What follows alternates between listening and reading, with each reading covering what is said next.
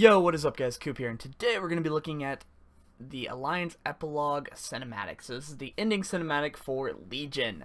Now, what is very interesting about this cinematic is it shows, obviously, the Alliance, and it has some different themes that we're going to be exploring. And I just want to give my base reactions and kind of dive in deeper to this video. So, let us look at this because I am an Alliance player, and I'm really curious what's going to happen here. Oh. Like many of you, I know firsthand the pain of loss. My father, King Varian Rin, gave his life to save his people. Hell yeah, he did. He knew that no one, not even a king, is more important than the Alliance. Amen to that. And because he and so many others had the courage to make that sacrifice, we did the impossible. We defeated the Burning Legion. Skin gray mane. Ooh.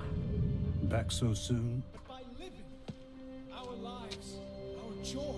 I need to speak with him. These are the gifts of the fall. Now. And we must cherish and celebrate them. For the Alliance! For the Alliance, hell yeah. I like that.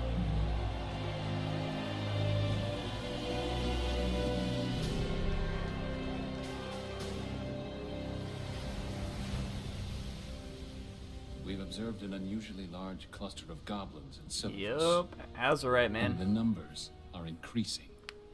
Goblins aren't the most charming people, but they do things for a reason. And those reasons usually involve money. So, the Horde has found something valuable then. They have indeed. This.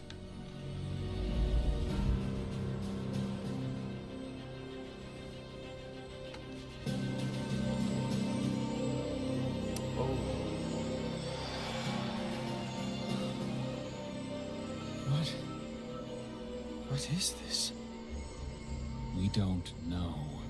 It would seem the Horde does, and we must find out more. Agreed. Amen to that. We have eyes on it.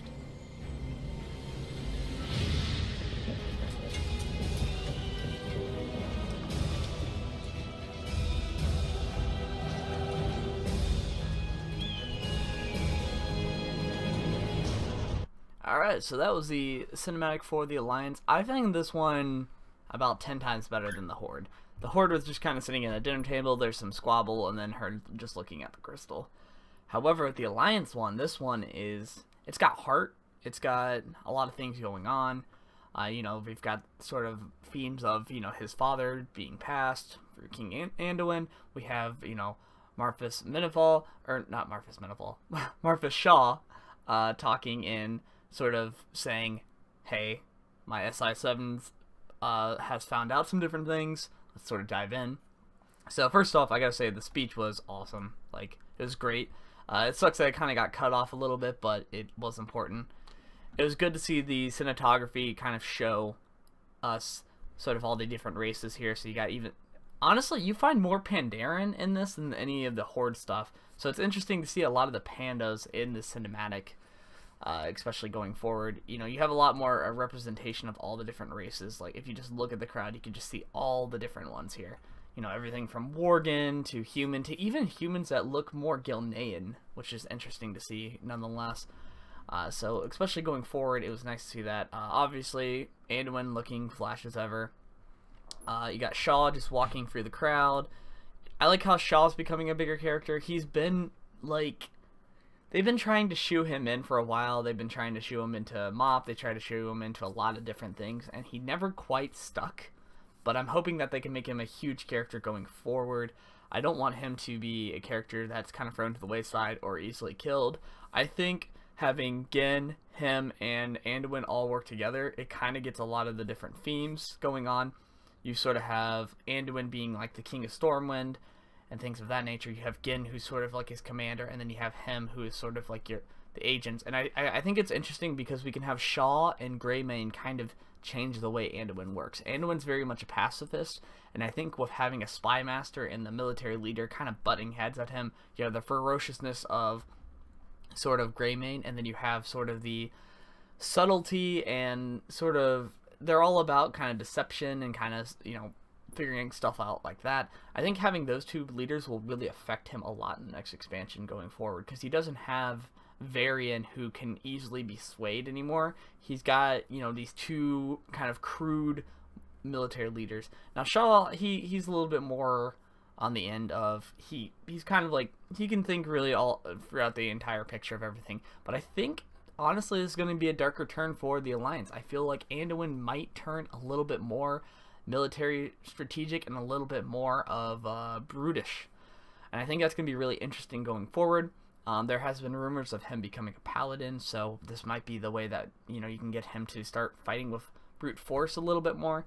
But who knows, he's kind of known as a priest right now, and in the cinematic it really showed him as a priest. But I think this is really interesting nonetheless. I'm excited because Shaw is one of my favorite characters. He's one of my favorite characters that's like been a sideline character, and they haven't really done him right in a while.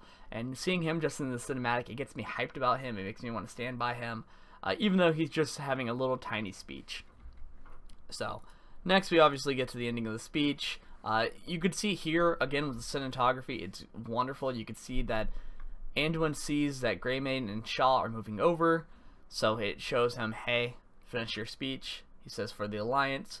Now another thing that is really good about this scene is they actually do it so right. So one of the things is you notice that there's two guards here, kind of giving them the secrecy. It's time to talk and discuss things. And this is like a perfect sending point for the champions to be sent over and to investigate what is going on with the Azeroth. You already have collision of the Horde and Alliance are finding out that, hey, these people are getting these really powerful artifacts and powerful blood crystal things. We don't know what they are at this point. Obviously, we know because of BlizzCon that it's Azeroth, it's the blood of Azeroth. However, we don't know anything about that. So, you know, it's interesting because it already adds collision. You know, Alliance is going to go in there and they're going to be trying to kill their dudes, and the goblins are trying to get a one-up on the Alliance, and so we don't want them to be the most powerful faction out there, so we're trying our best to do that. And I find it very interesting how when it's in Anduin's hands, he's almost like pulsing like with like, whoa, this energy is intense. And I think that's very important, especially going forward, because it's foreign to them. The goblins have kind of gotten time to mess around with it with their technology and everything. The Alliance knows nothing about this. They were like, why are they in Sylvanas, you know? Especially going forward. So you can see like the shock in Anduin's eyes. You can see that Shaw is really being like, hey, this is bad. Like, we need to do something about that, and especially going forward. So again, he's just like, whoa. And it really works out cool because both the Horde and Alliance sequence kind of ends with this, with the SI7 person being like, you know, they found out about all the information, they're on to them. And I think that's especially important going forward. It definitely, I like this way of doing it because it shows the Horde's getting something out of this. The Horde's going to become a lot more powerful than what they've been. Right now, the Horde is very much lacking. That's not my Alliance point of view, that's just in general, you know. Warlords of Draenor and sort of, you had Warlords of Draenor and Mist Pandaria, which majorly hurt the faction. Now, some are going to argue, well, what about, those aren't the orcs that were in, you know, the Horde, those are different types of orcs, but keep in mind, a whole splinter faction of the orcs in the Horde left to join sort of the Blackrock group that went into the sort of, was it Blackrock Mountain? That's why we have that whole instance there. A whole section of orcs left. And then on top of it, the Warlords of Draenor was a slaughter. It was us running away. So it's kind of like a meat grinder. We came in and just, everything got annihilated. So even though those orcs weren't part of the Horde, they still were already hurting on numbers after sort of Mist Pandaria. So it's important that, especially going forward, we kind of look more into that. So that's important to say none the least. And now, as for the cinematic, I think this one was beautiful. It was on point. I was hoping, so with Il'gynoth, he says these things where, like, the Boy King, 3 lies will he offer you, and I was hoping the speech would kind of hint to what sort of lie he would be saying, but it obviously his speech was kind of interrupted, and it didn't really give us any hint there. So again, Furious out there, we don't know anything about Il'gynoth. We don't know if the Boy King is Anduin or if it's someone else. But to say none the least, I'm very excited for this cinematic. It's a great way going forward, and I'm interested to see there. I'm going to be making some speculation videos, and then we can start going from there. Because I have some ideas of who some of the end bosses could be, some of the different themes, some of the different patches we could be doing. I think the Horde and Alliance War is actually going to be kind of consistent throughout. It's just, it will be more... I have a blueprint in my mind, and I'm going to be showing it in a video. And I think that one's going to be really awesome.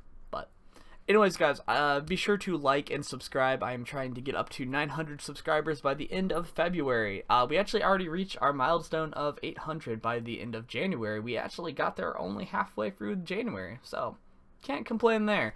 I am trying to do a little bit more videos about World of Warcraft, just because World of Warcraft is kind of like my favorite game to play ever. I've been playing it since vanilla. I've been playing it since I was like a kid, like a little 10-year-old boy who didn't know anything about video games and everything, and now I'm like almost 22, 23.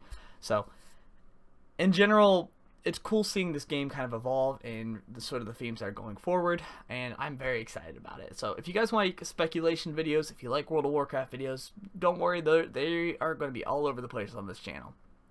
Now, I also do a lot of Divinity Original Sin content. You guys can check that out. I love that game dearly, and I hold a lot of quests, a lot of different builds, a lot of different things all about that, because it's another RPG that's really fun.